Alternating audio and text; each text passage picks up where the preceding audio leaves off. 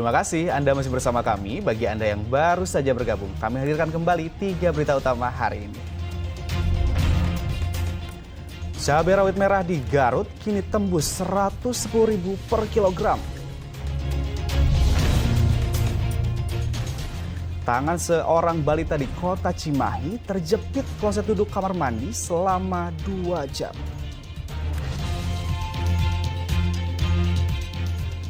Sebelum mencuri 50 karung beras, seorang maling rusak kamera pengawas milik toko beras di Karawang.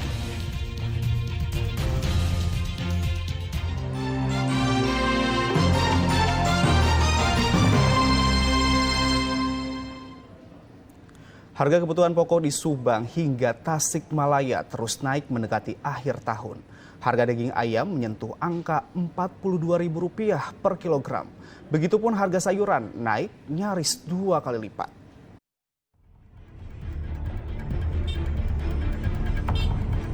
Menjelang pergantian tahun, harga daging ayam potong di Pasar Pamanukan Subang terpantau naik. Awalnya harga daging ayam sekitar Rp37.000 per kilogram, tetapi kini dijual Rp42.000 per kilogram. Pedagang mengaku kenaikan terjadi sejak di tingkat distributor dan pemasok daging ayam. Rp42.000 per kilo. Kenaikannya kenapa, Bu? Ya kenaikannya ya nggak tahu, di sana ya naik. Belanjanya? Iya.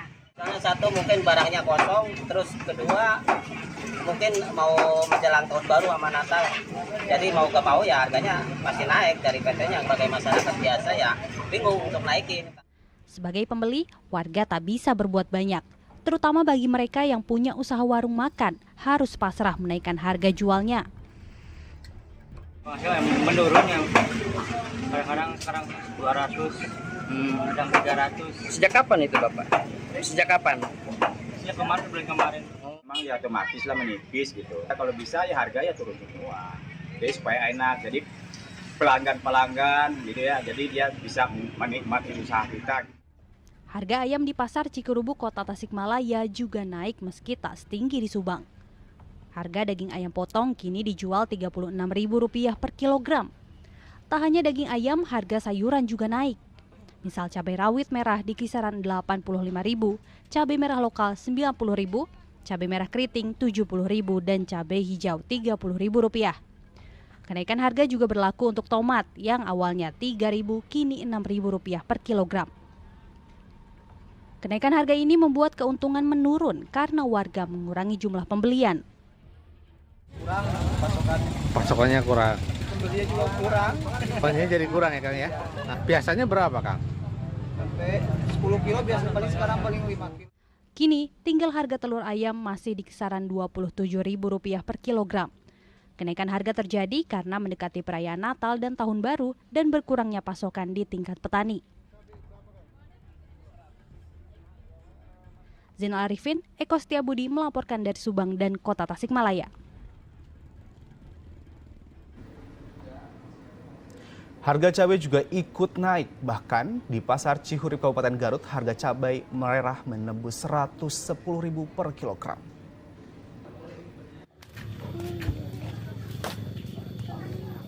Harga cabai di pasar tradisional daerah Cihurib Garut kini tembus Rp110.000 per kilogram. Karena dinilai terlalu mahal dan agar tetap laku terjual, pedagang akhirnya menjualnya dalam bungkusan eceran berukuran 1 ons dengan harga Rp11.000. Ya kenaikannya udah sesesih 1 bulan. Nah, Bu, ini penjualannya gimana, Bu? Sepi apa gimana, Bu? Iya sepi, mengeluh, mengeluh jualnya gitu. Kalau untuk barang, stok barang gimana, Bu? Nggak ada mau segini. Susah ya, Bu ya? Iya. Mahalnya harga cabai membuat konsumen keberatan, terutama mereka yang merupakan pedagang makanan olahan seperti bakso, seblak, pecel, atau ayam geprek. Mereka bingung dengan kenaikan harga cabai karena jadi bahan pokok yang membuat usahanya laku.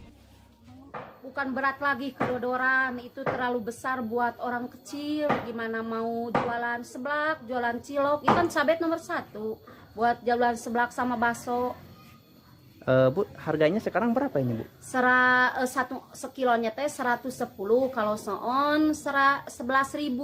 Biasanya kalau lagi murah 5.000 sampai 50.000, kalau di on 5.000. Kadang kalau lagi meluncak murah 30.000, di on 3.000. Sekarang kan mau belinya bingung pengusaha kecilan.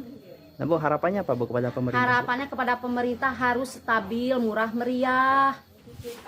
Selain cabai, harga telur belum menunjukkan tanda-tanda penurunan. Saat ini dijual Rp28.000 per kilogram, padahal biasanya sekitar Rp25.000 per kilogram. Eko Setiabudi melaporkan dari Garut.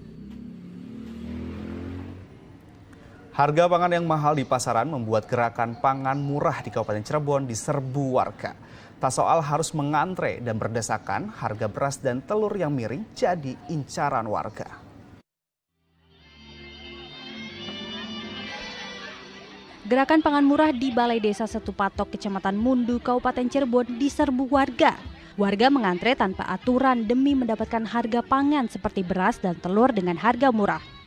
Sebut saja, 1 kilogram telur dijual Rp24.500. Harga ini Rp4.000 lebih murah dari harga pasar. Begitupun beras 5 kilogram dijual Rp52.000 atau 3 hingga Rp4.000 lebih murah. Meski harus berdesakan dan mengantri, tak menjadi soal bagi warga karena harganya yang murah. Di warung biasanya berapa, Bu? Kalau di tempat lain? Kiloan kan di warung. 14.000. Kalau telurnya? Telurnya 2.000. Jadi lebih murah di sini. Ya, murah.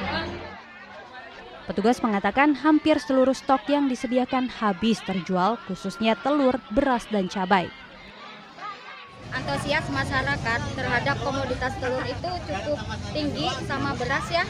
Jadi sampai sekarang volume yang sudah terjual itu 400 kilo, Mas.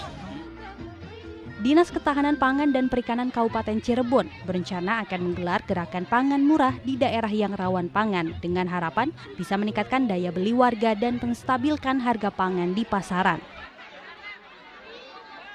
Maruli Habibi melaporkan dari Kabupaten Cirebon. Masih tentang aksi penyelamatan oleh tim damkar, seorang anak balita di Kota Cimahi tangannya terjepit kloset duduk dalam kamar mandi. Beruntung petugas damkar bisa membebaskan tangan korban.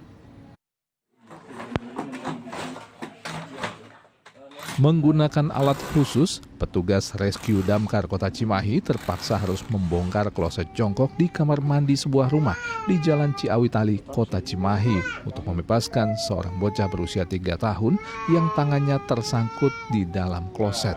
Sebelumnya, tangan korban sempat terjepit selama 2 jam sebelum sang ibu meminta pertolongan ke petugas damkar. Orang tuanya memang lagi di rumah, cuman ketika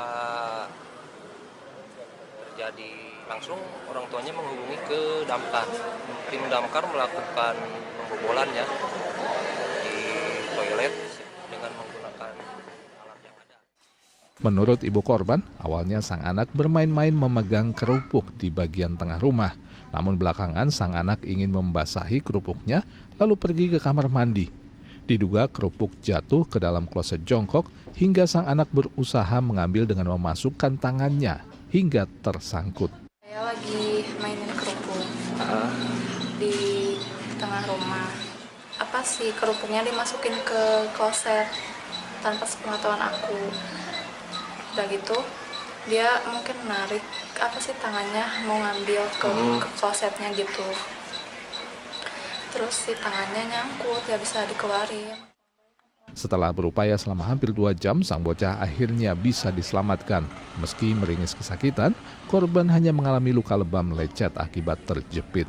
Peristiwa ini menjadi peringatan kepada para orang tua agar mengawasi anak balita mereka saat bermain. Muhammad Abbas melaporkan dari Cimahi.